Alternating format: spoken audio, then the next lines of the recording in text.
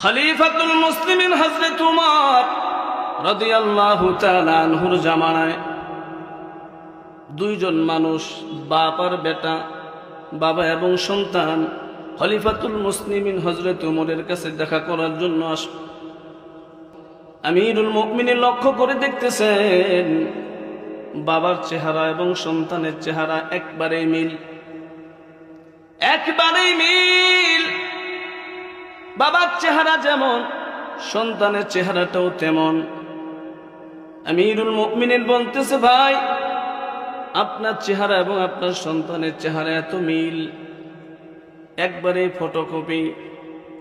এবার বাবা ডাকতে বলে, আমিরুল মুমিনিন আপনি শুধু আমার চেহারাটাই দেখলেন, আমার সন্তানের চেহারাটা দেখলেন, কিন্তু আমার এই সন্তানের পিছনে, আমার সন্তান দুনিয়াতে আসার পিছনে যে একটা কাহিনী, একটা ঘটনা লুকানো আছে। ইন্না হাযাল গুলাম লাহু কিসসাতুন আযীমাতুন। আল্লাহু আকবার। এই সন্তানটা দুনিয়াতে আসার যে কাহিনী, যে ঘটনা, এটাকে আমি আপনাকে বলবো নাকি আপনি শুনবেন নাকি? আমিরুল মুমিনিন রাদিয়াল্লাহু তাআলা আনহু বললেন, হ্যাঁ তুমি তোমার কাহিনী বলো, এই সন্তান দুনিয়াতে আসার কি কাহিনী বলো। পঞ্চগড়ের মা বোনেরা ভালো করে শোনার চেষ্টা করেন। এবার বাবা বলতেছে, আমিরুল মুমিনিন এই সন্তানটা যখন আমার বিবির গর্ভের মধ্যে 5 থেকে 6 মাস বয়স, আমার বিবির গর্ভের ভিতরে, আর এই সন্তানটা 5 থেকে 6 মাস বয়স, এই সময় জিহাদের ডাক এসে গেল। হাইয়া আলাল জিহাদ, হাইয়া আলাল জিহাদ। জিহাদের ডাক এসে গেল। আমি জিহাদে যাওয়ার জন্য প্রস্তুত হয়ে গেলাম, কিন্তু আমার বিবির গর্ভের ভিতরে আমার এই সন্তানটা 5 থেকে 6 মাস বয়স, অথবা 6 থেকে 7 মাস বয়স। আমি জিহাদে যাওয়ার জন্য প্রস্তুত হয়ে গেলাম, যুদ্ধে যাব, সব সরঞ্জাম ঠিক করলাম, যুদ্ধে যাব। এমন সময় আমার বিবি ডাক দিয়ে বলে, স্বামী আমার, আপনি তো জিহাদের ময়দানে চলে যাচ্ছেন, আপনি হয়তোবা গাজী হয়ে আমার কাছে ফিরে আসবেন, নয়তোবা শহীদ হয়ে আল্লাহর জান্নাতে চলে যাবেন। এটা তো আমার জানা নাই, কি হয়ে আপনি যাবেন জানি না, আসতেও পারেন না আসতেও পারেন। ও স্বামী,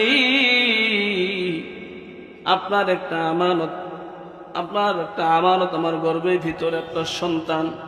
আপনি তো মুজাহিদ ফি সাবিলিল্লাহ, আপনি তো জিহাদের ময়দানে যাচ্ছেন। ও স্বামী, আপনি আপনার সন্তানের জন্য একটু দোয়া করে যান। আল্লাহু আকবার। আপনার সন্তানের জন্য একটু দোয়া করে যান। এবার স্বামী হাতটা বিবির পেটের মধ্যে রেখে দোয়া করলেন, আল্লাহুম্মা আস্তাগফিরুল্লাহ মা ফি বাতনিক। আল্লাহু আকবার। স্বামী বিবির পেটের মধ্যে হাত রেখে দোয়া করলেন, দোয়া করে চলে গেলেন জিহাদের ময়দানে। 2-3 মাস এদিকে এমন ঘটনা ঘটে গেল, বিবি দুনিয়া থেকে বিদায় হয়ে গেল, পেটের মধ্যে বাচ্চা অবস্থায় দুনিয়া থেকে বিদায় হয়ে গেল। এলাকার মানুষেরা, ওই লোক বলতেছে, আমিরুল মুমিনিন এলাকার মানুষেরা আমার বিবিকে গোরস্থানে নিয়ে যাইয়া সন্তান পেটে থাকা অবস্থায় তাকে দাফন করে দিয়েছে। এটাই তো মাসআলা, ঠিক কি না? মাসআলা হলো পেটে সন্তান থাকলে ওভাবে তাকে দাফন করতে। আগো খলিফাতুল মুসলিমিন আমিরুল মুমিনিন 2-3 মাস পার হয়ে গেল, আমার বিবি দুনিয়া থেকে বিদায় হয়ে গেল, আমার সন্তান আমার বিবির গর্ভের মধ্যে ছিল। বিবি যখন দুনিয়া থেকে চলে গেল, এলাকার মানুষেরা তাকে কবরস্থ করে রাখলো। আমি যখন 3 মাস পরে বাসায় আসলাম, আয়েশা শুনতেছি লোকেরা বলতেছে, ভাই তুমি তো জিহাদের ময়দানে গেলা, এদিকে কি করুণ ঘটনা ঘটে গেল, কি ঘটনা বলো। বলে, তোমার বিবি তো দুনিয়া থেকে চলে গেছে, আমরা তোমার বিবিকে কবরস্থ করে দিয়েছি, কিন্তু আশ্চর্য ব্যাপার হলো রাত যখন গভীর হয়ে যায়, তোমার বিবির কবর থেকে আমরা লক্ষ্য করে দেখি, আমরা কেউ ওই কবরের কাছে যাইতে পারি না। তোমার বিবির কবর থেকে আগুনের ফুলকি দেখা যায়, আগুন দেখা যায়। এবার এই কথা শোনার পরে এই লোক বলতেছে, আমিরুল মুমিনিন, আমি আশ্চর্য হয়ে গেলাম, না না, এটা তো হতে পারে না, কারণ আমার বিবি তো আবেদা, জাহেদা, সলিহা, মুমিনা সব গুণ তার মধ্যে ছিল।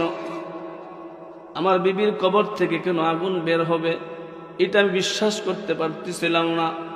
একদিন গভীর রাত আমি চিন্তা করলাম, দেখি তো আমার বিবির কবর থেকে সবাই বলে আগুন বের হয়, আজকে আমি নিজেই দেখব কি এমন আগুন বের হয়।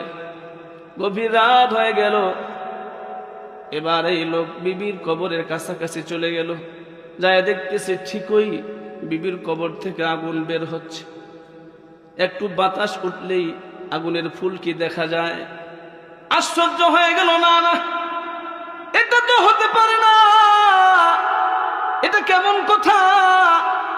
আমার বিবি তো আবেদা, জাহেদা, সলিহা, মুমিনা, আশিকা সব গুণ আমার বিবির মধ্যে আছে, কিন্তু আমার বিবির কবর থেকে কোনো আগুন বের হয়। এবার আস্তে আস্তে করে আল্লাহর বান্দা তার বিবির কাছাকাছি, কবরের কাছাকাছি চলে গেলেন। যাই দেখতেছেন এটা জাহান্নামের আগুন না, এটা এই আগুন আমার বিবির কবরটাকে আলোকিত করে রেখেছে। ওগো আমিরুল মুমিনিন, আমি লক্ষ্য করে দেখলাম ওই কবরের ভিতরে আমার বিবি আমার সন্তানটাকে দুগ্ধ পান করেছে। আমার সন্তানটাকে আমার ওই কবরের মধ্যে আমার স্ত্রী দুগ্ধ পান করাচ্ছে। আমি যখন কাছাকাছি চলে গেলাম, আমার বিবি আমার সন্তানটাকে হাতের মধ্যে দিয়ে বলতেছে, স্বামী, জিহাদের ময়দানে গেলা, সন্তানের জন্য দোয়া করলা, বিবির জন্য দোয়া করা ভুলে গেলা।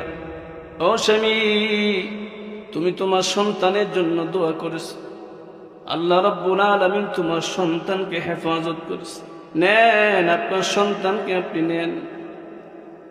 এ কথা বলার পরে যখন বিবি সন্তানকে স্বামীর হাতে তুলে দিয়েছেন, যখন এই সন্তান স্বামীর হাতে চলে আসছে, সাথে সাথেই কবরটা মাটির সাথে মিশে গেল। আল্লাহু আকবার। এই লোক বলতেছে, খলিফাতুল মুসলিমিন, এই সন্তানটা এটা আমার দোয়ার ফসল, এটা আমার দোয়ার ফসল। আমি আল্লাহর কাছে দোয়া করে গেছিলাম, এজন্য এই সন্তানটা কবরের মধ্যে জন্ম হয়েছে, আবার জান্নাতি মায়ের জান্নাতি দুগ্ধ পান করেছে। নারে তাকবীর, লিল্লাহি তাকবীর। এজন্য দোয়ার বরকত আছে না নাই? যারা বলেন আছে না নাই? দোয়া করব তো কার কাছে চাইবো? ওয়াইজা সাআলাকা ইবাদি, ওয়াইজা সাআলাকা ইবাদি আন্নী ফাইন্নী করিব